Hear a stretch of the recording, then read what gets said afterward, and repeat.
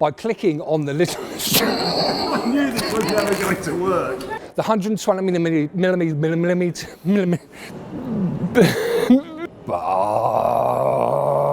The main armament was that shit. But most of all, the singly most important thanks for any armour is the training.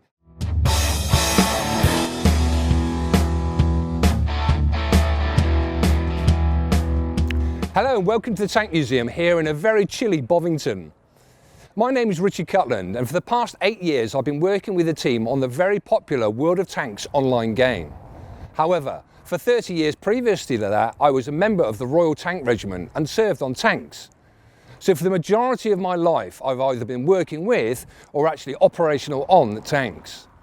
Now, Bovington for me has a very special place in my heart. As well as the home of the Royal Armoured Corps, it's also the place where I actually did my basic training.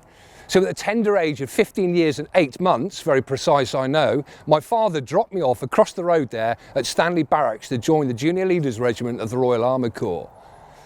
The whole of this area is steeped in history, and further down the road we've also got Lulworth, which is the gunnery school. The gunnery school is another place that I served for a couple of years as a gunnery instructor. Also up the road we've got the training regiment themselves, and also we've got the trials development unit further up there as well, which looks at the new equipment being brought into service. So as you can see, the whole area is incredibly interesting. I was very honoured to be asked to do my top 5, but there was a bit of a caveat they gave me. Now, I've made numerous videos whilst working for Wargaming about the technical specifications of particular vehicles throughout history. So this time what they wanted to do was for me to give a very personal feeling about my top 5. So you'll see what I mean in a minute. So without further ado, let's go and start. Now at number 5, perhaps quite surprisingly, is the British Mark IV.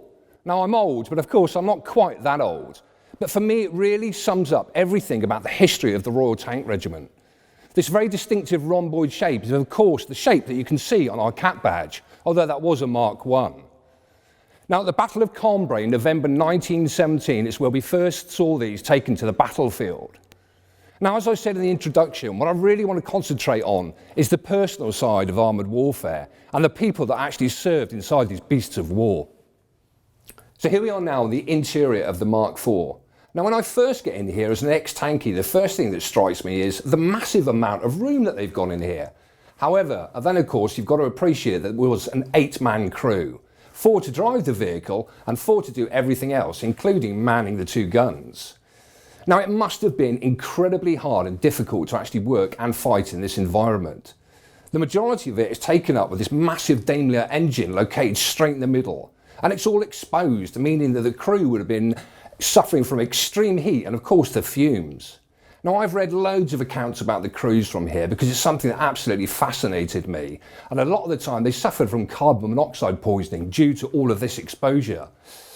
For a crew, I can only appreciate the hardships they must have suffered. No communication system, so the commander actually had to bang on the metal and scream to his crew to get things done. It was a slow vehicle, around about 4 miles per hour. Now, of course, that was good, and it was what it was actually designed for, the purpose of supporting the infantry, so you didn't actually want to speed away from the infantry. But this lumbering juggernaut must have been the focal point of all the enemy fire on the battlefield. I loved reading all the reports about it, and it really made me appreciate what my forefathers must have gone through.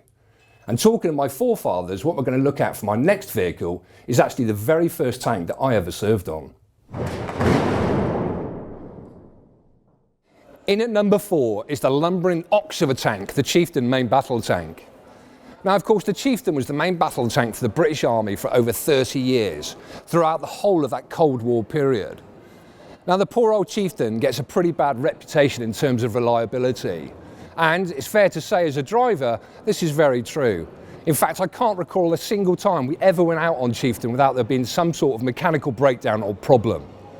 Having said that, the main armament, the 120mm rifle gun, was extremely good and very, very accurate. Let's have a closer look now inside the turret where all the action was. So here we are now inside the turret of the Chieftain main battle tank, and the first thing I have to say from a very personal sort of perspective is the fact that it's quite odd. I haven't been inside the turret of one of these for many, many years now, so to get back inside to this environment where I spent so much time as a young man learning about it, training on it, going on operations, sleeping sometimes inside here with the other two crew members inside the turret, eating, it's quite a strange feeling. Anyway, to give you a very, very quick whistle-stop tour of what it was like to be inside the turret. Now, my first job was that of the gunner. Now, the gunner sits across to the right-hand side down here. It is the worst position on the vehicle. The reason being is it's extremely uncomfortable. You've also got the commander who sits directly behind you, constantly kicking you in the back and also shouting at you, of course, if you're doing things wrong. And there's a horrible habit for the gunner as well, especially on operations when you're not doing anything for such lengthy amounts of time to actually nod off. So it was quite a position and quite an annoying position. At times you would absolutely be desperate to get outside of the turret and stretch your legs a bit and also get some fresh air. As you can imagine, the gunner's job is to destroy targets. It's really as simple as that. He reacts on most of the time to fire orders given by the commander, and he will be the one that actually identifies the targets, lays onto the targets, and ultimately fires the round and, fingers crossed, destroys them. Mentioning the commander, as the name suggests, completely an overall responsibility for this. Now, I was too young at that particular time. I'd never done all my crew training to be in the commander's position, so I was never a commander of the Chieftain. That became later on Challenger 1 and Challenger 2. The commander's position, by that stage, as far as the training was concerned, he would be fully conversant in every other else's roles within the tank, so a very, very experienced guy. And he would have an idea of the overall tactical scenario, so positioning of the vehicle, and also, of course, as I mentioned, issuing the fire orders. The final position of really a three-man turret crew was that of the loader. Usually the loader was a lance corporal or above, again an experienced guy, and as the name suggests again, he was the guy that's responsible for not only loading the main armament, but also operating the radios, which you can just see across to my left-hand shoulder there. He's a busy guy, so loading the main armament during operations or during conflict. He'd also be responsible for making a cup of tea, keeping everybody happy. He had a bit of room to play, and when I became an operator, I absolutely loved this position. And it is possible, though you wouldn't believe it looking around you, to actually have quite a nice night's sleep, which you can do with your sleeping bag down there on the turret floor. You became very, very familiar very quickly with all the stuff in here. We haven't got time to go through everything, of course, but you can see the radio installation behind me. It may have been one radio. Sometimes certainly troop leader's vehicle had two radios to enable them to monitor the battle group net as well. Loads and loads of storage for the ammunition. The operator had to be very aware of where the ammunition was at all times, because as the turret rotates, obviously some of this ammunition is in different positions, because that part would remain static while the turret rotates across it. Also, you have to be very, very careful where you put your bodily limbs. Number of occasions, thank heavens I never actually hurt myself badly, but you get your foot stuck somewhere it shouldn't be whilst they're traversing. So perhaps the most important switch in the whole thing was the safety switch up here, two positions, safe and live. When it's on safe, what it meant was that no power traverse could happen, and also the main armament couldn't fire. People ask a lot what it was like inside the turret when you actually fired the main armament. Well, to be perfectly honest, where you went in the crew bone dom, so the helmets we used to wear, with the headsets on as well, all you could really hear on the intercom system was everybody else talking, the commander giving the fire orders, so you couldn't actually hear a lot else. The noise of the main armament was a lot more when you were outside of the vehicle. Now, my choice of number 3 is quite unusual, and I can hear you all shout, but it's not a tank, and of course you're quite right. But it is the FSC, or the Ferret Scout Car. Now, I was a driver on the Ferret for about 18 months whilst we were serving in Cyprus with the Sovereign Base Reconnaissance Troop, actually known as the Pina Colada Tour, but for many other reasons. Now, the Ferret Scout Car has been in service since around 1953, and it's amazing fun to drive. Now, of course, we went from tanks, these slow lumbering oxes, to a vehicle that could do around about 60 miles per hour on the road, and a little bit faster if you actually disconnected the governor, although don't tell the mechanics, of course, that we ever did that. It was great fun to drive. You had to be quite careful, and during training, because it's got a steering wheel, you had to drive with your thumbs outside, because if you hit any large rocks, it would actually force this massive steering wheel to spin around at a fair rate of knots and could quite easily break your thumbs. but it is always a vehicle that has fond memories for me. And I also have to give a bit of a shout out for my commander whilst I was serving in Cyprus, who actually went on to be a Major General. And I like to think, of course, that I had a little something to do with that. So, to round it up, number 3, the most fun you can possibly have in any vehicle, the Ferret Scout Car. And in at number 2 on my top 5, it has to be the Challenger 1. Now, in the regiment, we received the Challenger 1 in around about late 1984.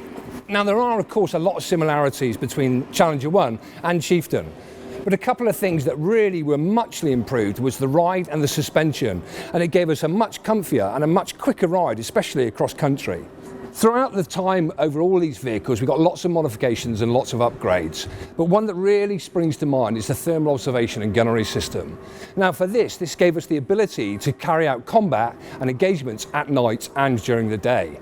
It was great. Well, from a tactical point of view, it was great. But from a crew perspective, it meant that we, of course, were on call now and had the ability to fight 24 hours a day. Not so great when you wanted to get some sleep and some shut-eye. So, Challenger 1, my number 2. As I said, for me, it was the first vehicle that I commanded, therefore will always have a special place in my heart. So we're now nearing the end of my top 5 tanks. Now, my number 1 is not the T-62 that you can see behind me, but a vehicle that entered service with the British Army in 1994. And as you can imagine, like anybody getting a new toy to play with, we were very excited to receive the brand new Challenger 2. So as you can imagine, with the introduction of Challenger 2 into the British Army, it was an extremely busy time for us in the regiment, with everybody having to retrain. Now the name itself, Challenger 2, was pretty odd from the offset. Why do I say that? Well, because less than 5% of the parts on Challenger 2 are actually comparable or indeed compatible with Challenger 1. So for all intents and purposes, it is and was a brand new vehicle. It had an upgraded hydrogas suspension, an improved fire control system, and also a better thermal observation and gunnery system. Now, by this stage in my army career, I was now a commander, so I was very fortunate to take command of one of these vehicles. Now, one of the most common questions that I'm always asked was how do main battle tanks for each nation compare? And you could look into it and read masses of literature concerning the subject. I was very fortunate, and during my time in the army, I've been able to fire such tanks as the M1A2 Abrams, the Leopard 2, the Leclerc, and of course, serving on Challenger 2. So all of these big hitters in the terms of MBTs.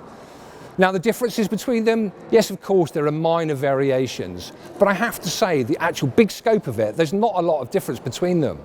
So it has to lead you to one final conclusion, really, that it's not so much the vehicle itself, but perhaps the crew that makes a really, really good and powerful tank. So why choose Challenger 2 as my top tank? Well, as I said before, of course, it was the last tank that I ever served on the British Army, but also because it does actually tick the 3 big boxes for any main battle tank: firepower, protection, and of course mobility. And that's it. Thank you so much for joining me on a very personal trip through my top 5 tanks. If you do get a chance and you haven't visited before, please come down to the Tank Museum. The collection is absolutely fantastic.